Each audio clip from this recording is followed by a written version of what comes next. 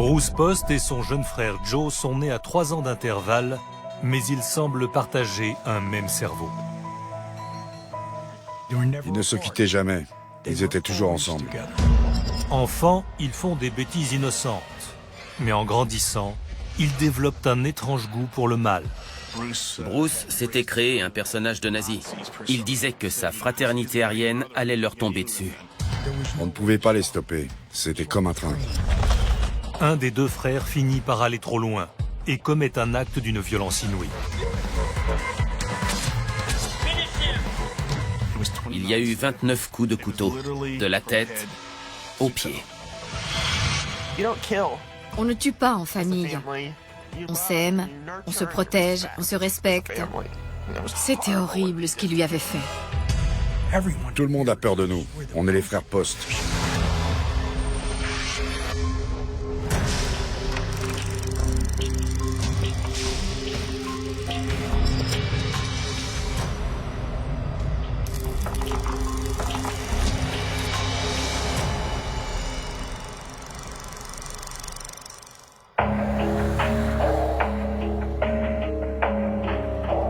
Trenton est une ville moyenne entourée de banlieues au centre du New Jersey.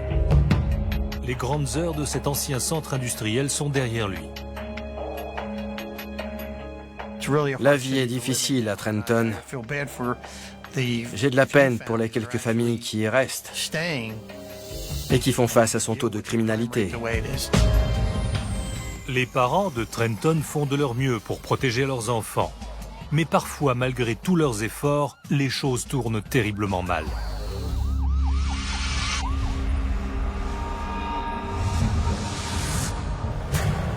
En 1995, une mère de Trenton est réveillée par des bruits bizarres en provenance de la cuisine. Elle descend voir ce qui se passe et tombe sur son fils Michael et son neveu Joe Post. Sa mère est descendue. Elle leur a demandé ce qui se passait. Joe nettoyait ses mains couvertes de sang.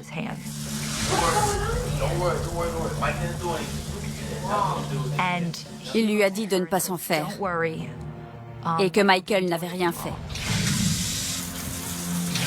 Pendant que les 2 jeunes gens se lavent les mains, elle s'inquiète du temps que son fils passe avec son cousin. Mike avait aussi un passé criminel. Ce n'était pas un ange. Mais Joe a toujours eu une énergie négative. Du début à la fin. Quand il quitte la maison, la mère de Mike n'a pas la moindre idée des horreurs qui sont en train de se dérouler.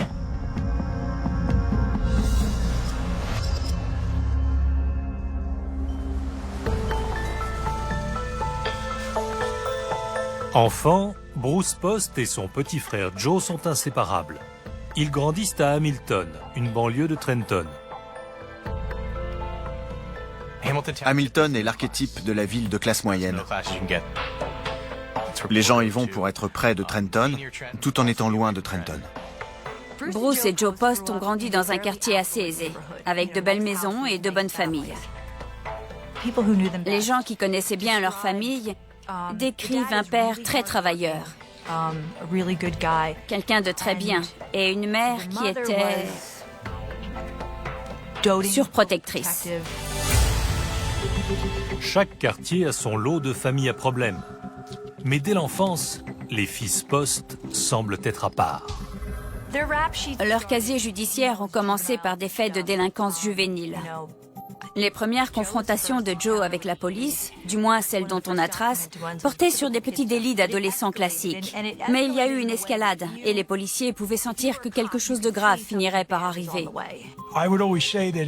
J'avais pour habitude de dire que si on avait pu coller un agent en permanence avec ces 2 individus, on aurait fait baisser la délinquance juvénile de façon radicale à Hamilton. Le quartier porte un regard accusateur sur les parents. Pourtant, il n'y a aucun signe de maltraitance ou de négligence.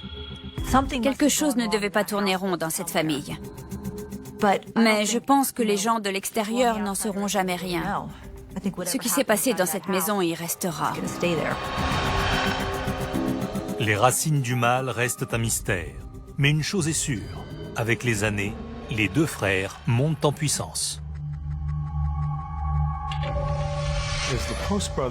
En grandissant, ils ont eu des goûts plus adultes.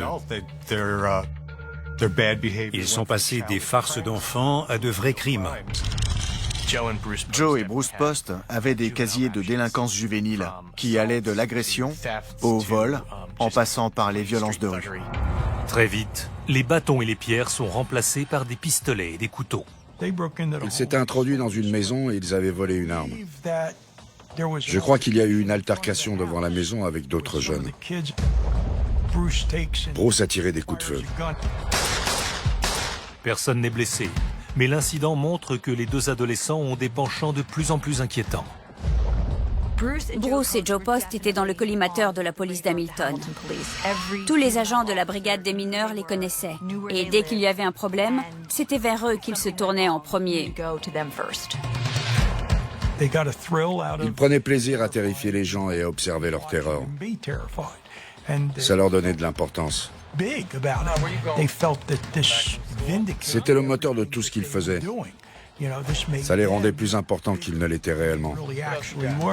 Tout le monde a peur de nous. On est les frères Post. Mais de la délinquance, les frères Post basculent dans la bizarrerie lorsqu'ils deviennent obsédés par la plus sombre période du XXe siècle. Adolescents, les frères Post se sont essayés à différentes sortes de haine. Bruce Post avait un uniforme nazi. Et parfois il le mettait et marchait au pas de loi dans les rues. Bruce s'était créé un personnage de nazi. Il menaçait les gens. Il disait que sa fraternité aryenne allait leur tomber dessus. Ils adoraient lire la peur dans le regard des gens. Et quand ils n'avaient pas de public, ils fanfaronnaient l'un devant l'autre. Ils cherchaient à s'impressionner en montrant à quel point ils pouvaient être mauvais. Bruce Post adopte les codes nazis et transforme ses mots de haine en actes. Il avait clairement des penchants néo-nazis. Et il n'avait pas peur de le montrer. Bruce a donné une note à tous les autres gamins du quartier, leur disant « Vous êtes tous morts. Moi et mes forces aryennes nationales socialistes, on va vous botter les fesses et vous flinguer. Vous êtes inférieurs et votre famille sera tuée aussi. » Les gens se disaient qu'il y avait le mal incarné dans ce quartier. Et leur haine ne s'exprime pas que par les vêtements et les mots. Un bunker nazi est découvert dans les bois. Au-dessus de la porte, il y avait une pancarte qui disait « Les intrus seront abattus, les survivants seront achevés ». Il y avait une photo d'un jeune homme habillé comme Hitler, avec un brassard à croix gammée. La photo avait été prise dans le bunker. Cette histoire de bunker et de croix gammée a suscité une vive émotion de la part des représentants religieux, de la communauté universitaire, et ça préoccupait beaucoup les autorités. Chez eux, les deux frères se sont créés un autre QG de la haine.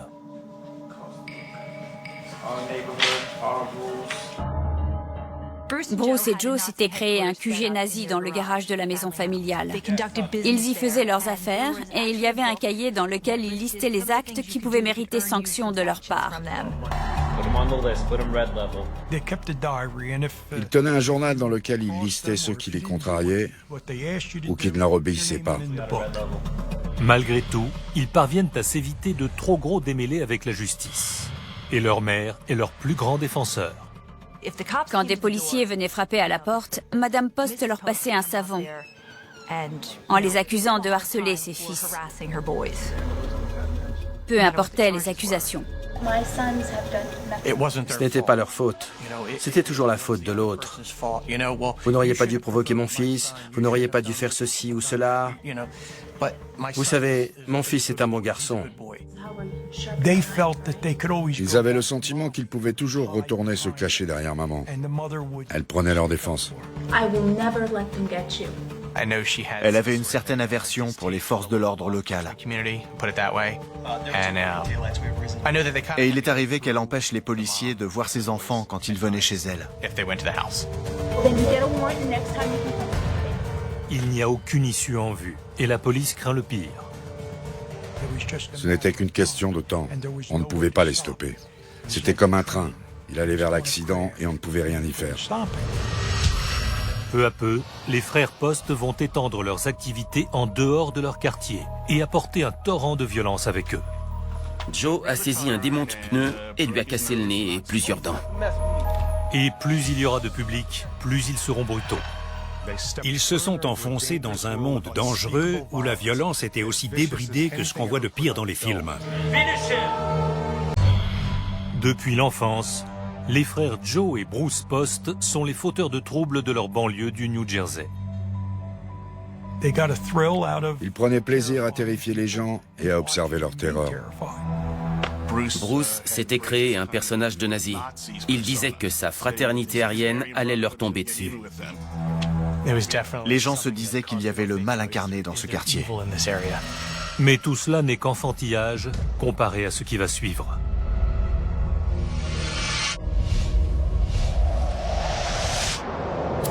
Bruce Post s'est toujours tourné vers l'histoire pour y puiser ses inspirations malsaines. Mais son frère Joe se réfère à un passé plus récent.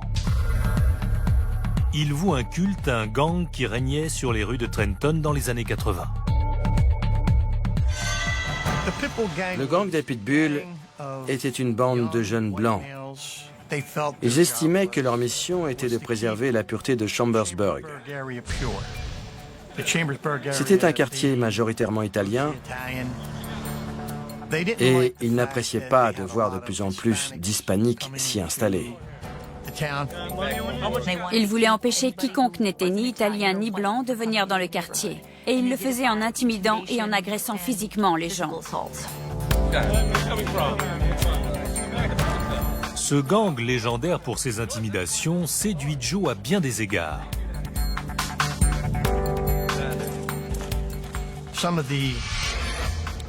Plusieurs des figures à l'origine de ce gang ont été envoyés en prison. C'était des idoles pour Joe. Il voulait marcher sur leurs traces. En très peu de temps, Joe fédère des membres de sa famille et des amis. Le gang des Pitbulls deuxième version est né. Joe était la figure de proue du gang des Pitbulls. Ils ont fait venir des gens qu'ils connaissaient et qu'ils pouvaient manipuler pour en faire le gang qu'ils voulaient, les acolytes qu'ils voulaient. La première recrue de Joe est son cousin, Mike Levering. Il est suivi par 3 autres jeunes du quartier. Andy Whitehead, Nick Migliaccio et Steve Yeager. Je pense qu'ils étaient obsédés par les gangs et par le crime. Ils voulaient devenir des gangsters. Quand on voit ce genre d'évolution, on sait que ça se finira mal. Et Joe, le plus jeune des frères Post, prend les rênes. Bruce était l'aîné, mais Joe était plus costaud et plus fort. C'était le préféré de la famille. Il était plus beau, plus populaire, et il avait le charisme pour faire aux gens ce qu'ils voulaient. Joe était le leader. C'était clairement lui le chef de meute. La nouvelle génération de Pitbull se forge rapidement une réputation. Dans le quartier, dès qu'il y avait une agression, des brimades ou une extorsion, c'était eux les premiers suspects. Ils veulent s'imposer comme les caïds locaux, mais certains restent de marbre face à la légende qu'ils essaient de créer. Dans les forces de l'ordre, on les surnommait les bébés pitbulls. Ils se voyaient comme des méchants. Mais les policiers les appelaient comme ça parce qu'à leurs yeux, ces gamins n'étaient pas du tout des durs. Leur objectif dans la vie, c'était de trouver de l'argent, de jouer les durs, et ensuite d'acheter de la drogue et de passer leur temps à boire, à se droguer, à jouer aux jeux vidéo et à se raconter à quel point ils étaient cool. Ils se voyaient comme un gang plus important et plus dur qu'ils n'étaient. Ce que la police ignore, c'est que les Pitbulls ont de nouvelles ambitions. Ils avaient un intérêt commun pour le nazisme, mais aussi pour les films de mafieux et de gangsters. Joe, en particulier, voulait devenir un gangster comme ceux qu'il voyait à la télé. Ils adoraient les films violents, le genre de film où on balance des gens dans le coffre des voitures. En fait, c'étaient des imitateurs pathologiques. Ils voyaient des gens faire des choses violentes à la télé et ils voulaient que leur vie ressemble à ça. Le gang veut monter en puissance, comme dans les films, et cherche de nouvelles cibles.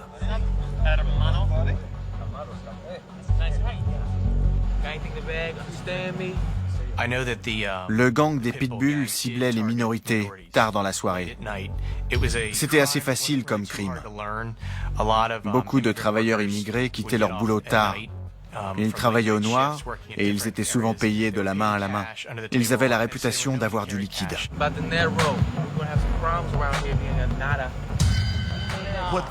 Le gang des Pitbulls était connu pour attendre ces gens à la sortie de leur travail. À intervalles réguliers, ils se choisissaient un nouveau restaurant, un nouveau coin de rue, un nouveau secteur. Ils attendaient que ces gens aient fini de travailler et ils les agressaient et les volaient. Les victimes étaient souvent là illégalement et ne risquaient pas de se plaindre à la police. Grâce à cela, il y a eu une période où les Pitbulls ont soutiré pas mal d'argent à ces gens. Pour ces gangsters en herbe, ces passages à tabac en toute impunité sont la poule aux œufs d'or. Mais au bout d'un moment, leur chance les abandonne. Joe et des amis à lui traînaient devant une épicerie à 2 heures du matin. Ils se sont mis à faire du bruit et le propriétaire du magasin est sorti en leur demandant de s'en aller. Il y a eu une altercation verbale et ensuite ils se sont mis à se pousser. Joe a pris un démonte-pneus et il a frappé le commerçant au visage. Il lui a cassé le nez et plusieurs dents. Joe est arrêté et envoyé en prison pour plusieurs mois. De son côté, Bruce n'a pas besoin du gang pour être une menace. Lui aussi a la violence dans le sang. Sur le parking de l'épicerie où Joe s'était fait arrêter, Bruce a commis une agression. Il était armé et il a gravement blessé sa victime. Il a été arrêté et inculpé de voies de fait graves. Et pour finir, il a plaidé coupable. Il a écopé de 5 ans de mise à l'épreuve et de 500 heures de travaux d'intérêt général. Ils étoffaient leur casier judiciaire comme un CV. Chaque arrestation était comme une nouvelle médaille. C'étaient des comédiens qui se produisaient sur une scène ensanglantée face à un public terrifié. Quelques mois plus tard, alors que Joe est toujours en prison, un autre membre du gang est arrêté pour des faits du même ordre. En octobre 1995, Andrew Whitehead a été arrêté et envoyé à la prison du comté. Il y a passé plusieurs semaines, peut-être un mois. Puis il a été libéré avec une date de comparution devant le tribunal. Joe et Andrew sont sortis à peu près au même moment. Les postes sont réunis. Mais ces quelques mois de prison ont transformé Joe et le personnage qu'il s'était construit. Il est devenu plus sombre et plus déterminé. Quand quelqu'un va en prison, 2 choses peuvent se passer. Pour beaucoup de gens, c'est une sonnette d'alarme. Mais il y en a aussi qui ressortent endurcis et qui n'ont plus peur de rien. Je pense que ça lui a conféré une certaine aura. Ça a fait de lui un vrai criminel, à ses propres yeux et aux yeux de ses amis. Quiconque va en prison en ressort changé. Et dans son cas, ça a été particulièrement vrai. Malgré tout, dans le monde réel, Joe Post n'est pas encore le gangster qu'il voit dans les films. Il veut se faire un nom, et cela devant un public. C'est parti de là. Joe et ses amis étaient obsédés par les films de gangsters. Ils voulaient être les plus mauvais garçons de la planète, alors il ne fallait pas faire les choses à moitié. On se fait une réputation en tuant ses ennemis de façon spectaculaire. Et Joe n'a pas à chercher loin pour trouver une opportunité. Joe trouvait très suspect qu'Andrew soit sorti de prison aussi rapidement. Ça l'inquiétait. Le gang, et en particulier Joe Post, soupçonnait Andrew Whitehead de collaborer avec la police. C'était peut-être un mouchard pur et dur, ou alors il avait voulu se tirer d'un mauvais pas. Mais il était aussi possible qu'il soit innocent, et que de fausses informations soient remontées à Joe Post. Mais en tout cas, les pitbulls ne lui faisaient plus confiance. Joe voulait lui donner une leçon. Bientôt, Joe et Bruce Post se réuniront pour une nuit de torture, de mort et de trahison. Il a demandé à Joe pourquoi il lui faisait ça. Et l'ambition cédera la place à un déchaînement de haine et de mal. Il y a eu 29 coups de couteau, de la tête aux pieds. Pour avoir frappé et failli tuer un homme, Joe Post vient de passer plusieurs mois en prison, loin de son frère Bruce et de son gang, les Pitbulls. La prison endurcit. Ça endurcit même les gens les plus doux. À sa sortie, Joe veut asseoir sa réputation de dur par le sang. Un membre de son gang lui offre l'occasion de le faire.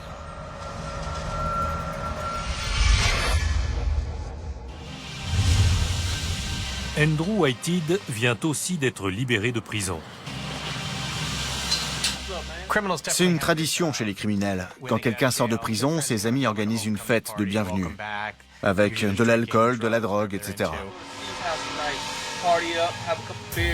Joe Post est allé voir Andrew quand il est sorti et il lui a dit qu'ils allaient lui organiser une fête de bienvenue. Ça devait se faire dans l'appartement de Steve Yeager.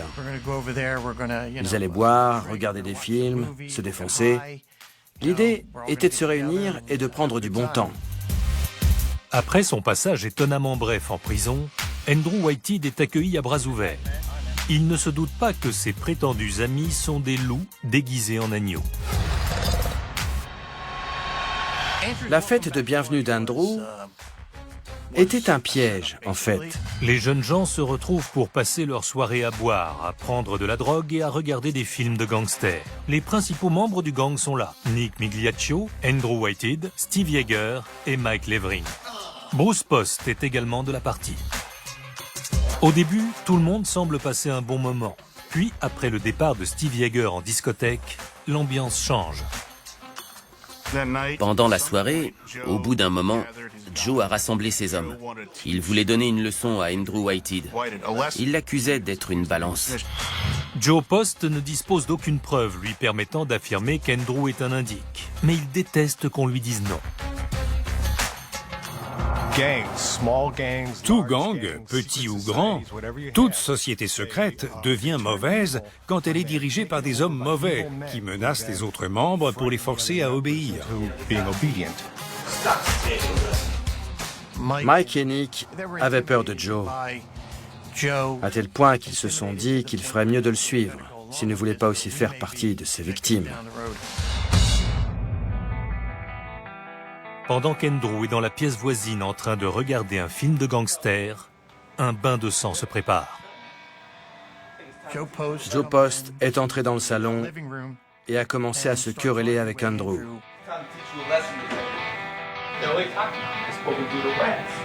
Il ne s'attend pas du tout à ce qui va suivre. Joe a mis un coup de couteau à Andrew dans la poitrine. Andrew s'est mis à crier en lui demandant pourquoi il faisait ça. Hébété, le jeune homme lutte pour sauver sa vie. Leur combat les a menés vers la porte et jusque dans la cuisine. Alors qu'Andrew Whitehead se vide de son sang, son bourreau offre le clou du spectacle à son public. Il a saisi la tête d'Andrew, il l'a ramené en arrière en le tirant par les cheveux et il lui a tranché la gorge. C'en est fini. Joe prend quelques instants pour admirer son œuvre. Il y a eu 29 coups de couteau, de la tête aux pieds. Ça a été très violent. Il faut appeler un chat. Joe Post était un psychopathe. Le meurtre est conforme à ce qu'il espérait. Après le meurtre, il a ressenti une énorme euphorie. Il avait enfin commis un meurtre. Il avait tué un indique. Maintenant, c'était un vrai gangster. Et il a vu suffisamment de films de gangsters pour savoir quelle suite donner aux événements. Andrew avait des tatouages, notamment un avec son nom. Joe l'a découpé du bras d'Andrew. Une fois que ça a été terminé, Mike Levering a décidé de partir. Il est descendu dans la rue. Bruce et Joe l'ont suivi dehors. Ils lui ont dit qu'il n'irait nulle part et qu'il devait rester. Il fallait qu'il les aide à nettoyer et à se débarrasser du corps. Ils ont besoin de la voiture de leur cousin pour faire disparaître Andrew. À en croire Mike et Nick, ils ne voulaient pas prendre la voiture de Bruce parce qu'elle était trop connue. Si la police avait vu les frères Post dans cette voiture, elle les aurait sans doute contrôlés. Ils ont enroulé le corps dans une couverture. Ils ont ouvert le coffre de la voiture de Mike Levering et ils ont mis le corps à l'intérieur. Bruce reste sur les lieux pour s'assurer que le reste du gang nettoie bien l'appartement. Joe part avec son cousin pour se débarrasser du corps. Et forcément, vu que Joe pensait en mafieux, il a voulu jeter le corps dans les Pine Barrens. C'est ce que font les mafieux. Les Pine Barrens sont une zone humide qui longe la côte du New Jersey. C'est le genre d'endroit où on ne peut jamais vous retrouver. Et on sait que des corps y ont été cachés. Pendant que les deux cousins filent vers le sud, Mike sait qu'il a intérêt à tenir sa langue. Joe était son cousin. Et il avait vu ce que Joe avait fait à Andy. Il ne voulait pas connaître le même sort. Mais parfois, un simple détail peut faire échouer tout un plan. Mike a regardé le niveau du réservoir et s'est aperçu qu'il ne restait plus beaucoup d'essence. Il est allé chez lui, sa mère est descendue en se demandant ce qui se passait, et il lui a demandé $5.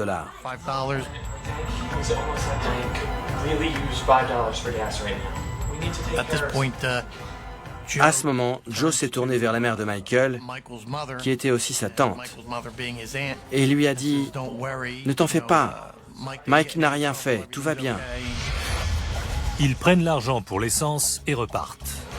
Mais leurs $5 de carburant ne les mènent pas bien loin.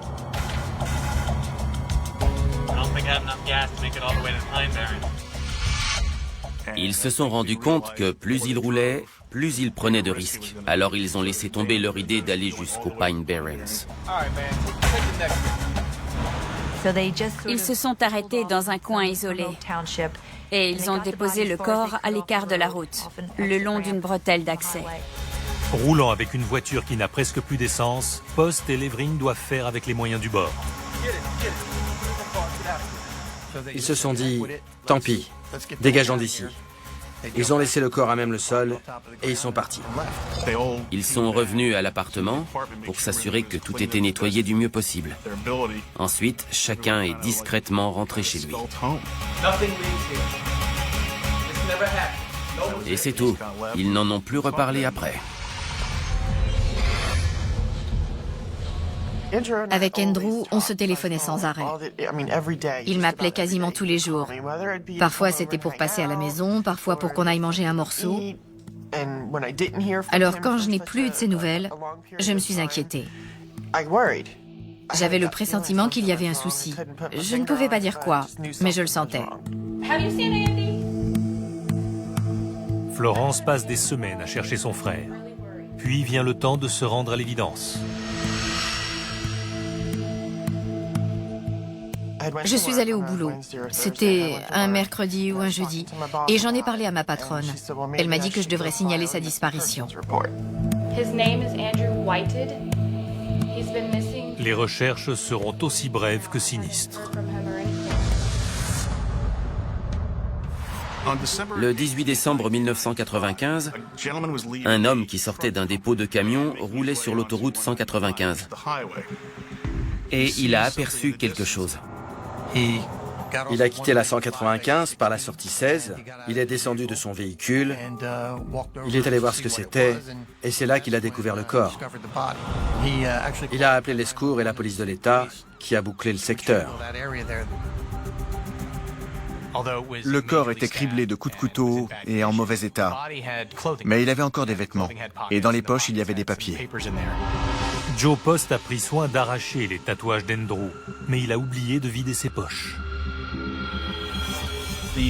Le bout de papier qu'ils ont sorti de sa poche était une convocation au tribunal. Il y avait son nom, son adresse, son numéro de sécurité sociale, son numéro de permis de conduire. Ce papier a mené les enquêteurs droit à Trenton et droit à Andrew Whitehead. Ces informations en main, les enquêteurs prennent contact avec la sœur d'Andrew, Florence Gough. Ils sont venus et ils nous ont dit qu'ils avaient trouvé son corps. Ils allaient faire une autopsie, mais il y avait des signes de meurtre évidents. Il avait trempé dans la drogue, comme beaucoup de jeunes. Il avait fait une cure de désintox. Il avait fait de gros efforts. Et pendant toute une période, il allait bien. Je priais tous les jours pour ne pas recevoir ce coup de fil. Mais malheureusement, c'est arrivé. Ça m'a révoltée, j'étais en furie. C'était horrible ce qu'il lui avait fait. Mon frère était un gamin génial. C'était un guéluron. Il faisait toujours rire tout le monde. Il adorait danser, il adorait la musique, les fringues. C'était un chouette gamin. Et c'était devenu un chouette jeune homme. Mais pour moi, il restera toujours un gamin. C'était mon petit frère. Florence parle à la police des fréquentations de son frère. Tous ces gars faisaient partie du gang des Pitbulls. À l'époque, ce gang n'avait jamais été mêlé à des histoires de meurtre. C'était de la petite délinquance. Ils s'appelaient les Pitbulls, mais ce n'étaient pas des Pitbulls. C'était des bébés Pitbulls. Ils voulaient jouer dans la cour des grands, mais ils n'avaient pas les épaules. Alors que l'enquête s'accélère, la famille d'Andrew pleure son disparu. Quelques jours après la découverte du corps de mon frère, on a organisé une veillée au funérarium. Les frères Post et tous les Pitbulls sont présents. Je me souviens très bien de ce que portait Joe Post. C'était un long trench coat noir. Ça lui donnait des allures de gangster. Joe avait complètement perdu contact avec la réalité. Il voulait projeter une image de tueur et pour y parvenir, il était vraiment devenu un tueur. Fidèles à eux-mêmes, Joe et Bruce Post se délectent de cette exposition. Ils voulaient voir les autres souffrir de ce que leurs actes avaient engendré. C'était un plaisir. Pour Joe Post comme pour Bruce. Je pense qu'ils vivaient pour ce genre de choses. Joe avait changé de niveau.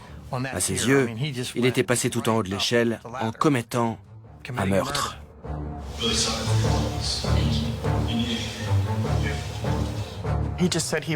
Il m'a dit qu'il était navré par la mort de mon frère.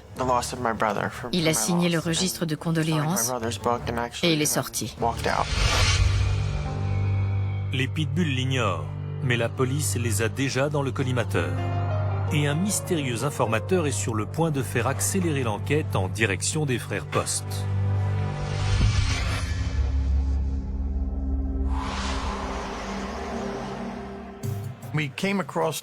Le premier témoin important de l'enquête a été un petit dealer de rue qui se faisait appeler E. Ce mineur traînait dans les environs et il s'était fait pincer pour une infraction. Il s'est fait interroger par un inspecteur de la brigade des mineurs et il a dit qu'il avait des informations. E a expliqué qu'il avait eu rendez-vous avec un de ses clients et qu'il lui avait offert de la cocaïne pour l'emmener à Hightstown, où il devait récupérer de la marchandise. Et sur la route, ce gars a raconté à eux que ses cousins avaient tué un homme quelque temps auparavant. Il savait que le gars s'appelait Mike. Et il se souvenait que son immatriculation était LEV, Lev. On a effectué des recherches et ça nous a mené à Mike Levering. Les taux se resserrent et bientôt les liens du sang seront mis à rude épreuve. Mike avait été un pitbull loyal et il a vu où ça l'avait mené. Les deux frères se demanderont une loyauté sans faille, quitte à en mourir. Bruce a tenté de se supprimer en s'enroulant un drap autour du cou et en se pendant au barreau.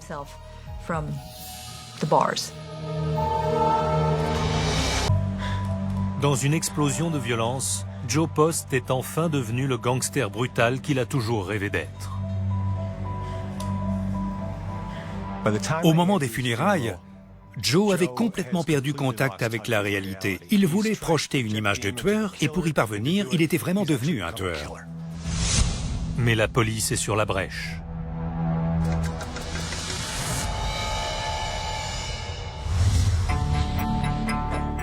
On a appelé Mike Levering pour l'interroger et il est arrivé à 21h30. Mike avait été un pitbull loyal et il a vu où ça l'avait mené. Il risquait une longue peine de prison et il s'est aperçu que ça lui faisait encore plus peur que les frères Post. Alors il les a lâchés.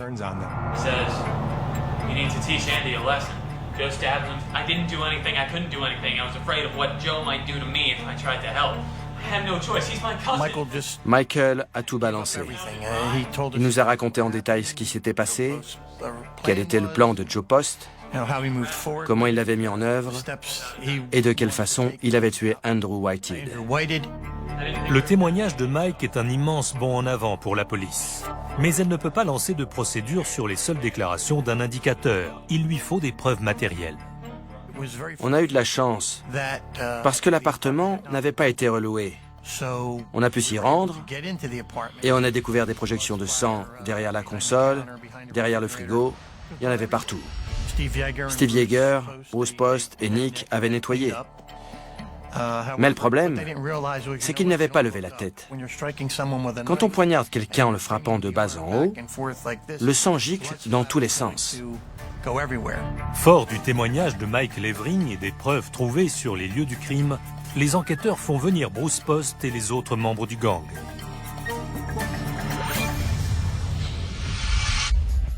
Ils ont tous parlé. Leur version présentait des différences importantes. Mais elles concordaient toutes sur un point. C'était Joe qui était à l'origine de l'agression. Et il avait porté la grande majorité des coups de couteau. Les uns après les autres, ils ont tenté de se tirer d'affaire. En négociant des peines réduites, en passant des accords. C'est très ironique.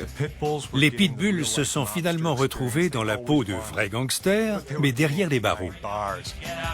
Et comme dans les films de gangsters, ils se sont poignardés dans le dos à tour de rôle.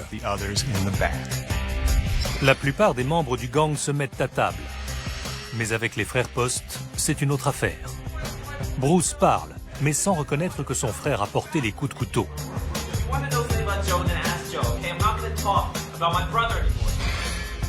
En revanche, Joe Post se comporte en vrai gangster. Joe n'a rien lâché. En gros, il nous a fait un pied de nez. Et il nous a expliqué qu'il n'avait rien à nous dire. Même en prison, il se sert de sa famille pour rappeler à tout le monde qui est le chef.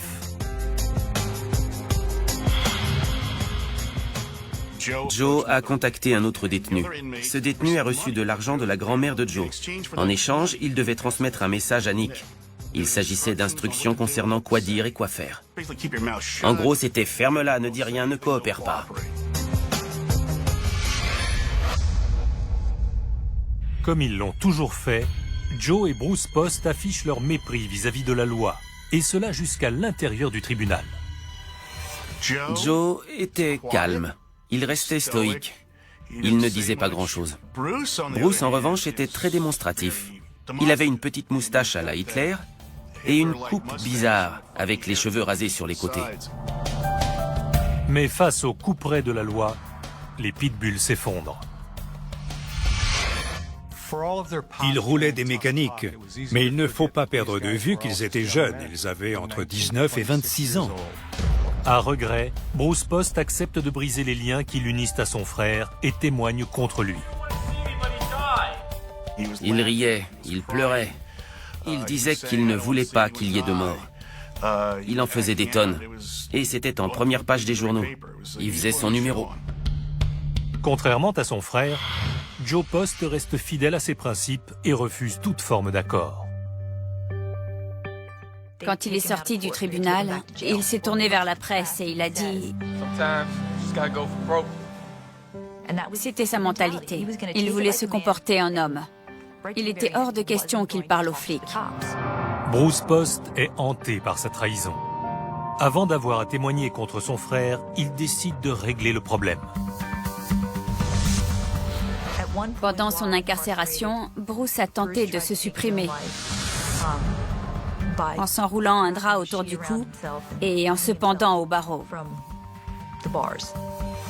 Les gardiens étaient encore là et ils sont intervenus immédiatement. Il y a une véritable loyauté entre eux deux. J'imagine que c'est lié au fait qu'ils sont frères. Ils ne se sont pas trahis.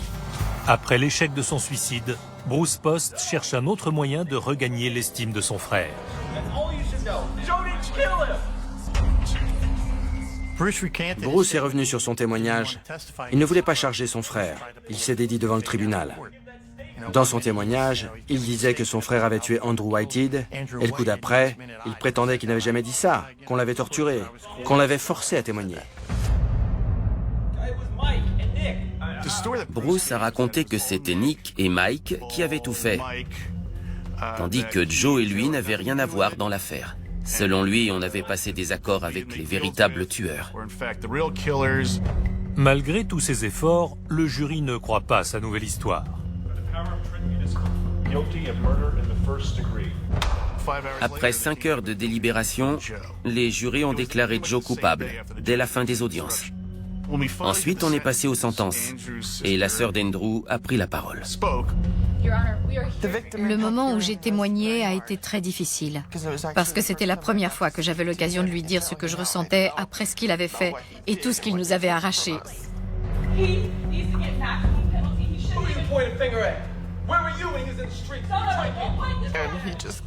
Il m'a balancé une remarque narquoise. Où étais-tu quand il traînait dans les rues? En plein tribunal, il a provoqué une prise de bec avec les proches de la victime. Et ça s'est soldé par un concours de hurlements entre la sœur d'Andrew et lui. La pire chose à faire, c'est que le juge vous voit insulter la sœur de la victime. Mais Joe s'en fichait. Je pense qu'il se fichait même de la peine dont il allait écoper. Il n'a pas imploré la clémence. Il ne recherchait même pas la clémence. Il a simplement joué sa partition jusqu'à la fin. J'aurais aimé lui serrer le cou. Mais je ne pouvais pas. Malgré tout, ça m'a fait du bien de lui dire ce que je pensais de lui et de ce qu'il avait fait. Une fois passés les coups de théâtre, justice est rendue. Joe a été condamné à la prison à vie. À l'époque, c'était la peine maximale dans le New Jersey. Il devra purger 30 ans avant de pouvoir prétendre à une mise en liberté conditionnelle. Bruce a été condamné à 5 ans pour destruction de preuves matérielles et pour violation de liberté conditionnelle. Frères pour la vie, Joe et Bruce Post sont arrivés au bout du chemin malsain qu'ils empruntaient ensemble depuis l'enfance. Leur relation doit être vraiment tordue. Avec ses frères et sœurs, on ne tue pas. Quand on est une famille, on s'aime, on se protège, on se respecte. Habituellement, les frères et sœurs sont unis par l'amour. Ces deux frères-là étaient unis par la haine.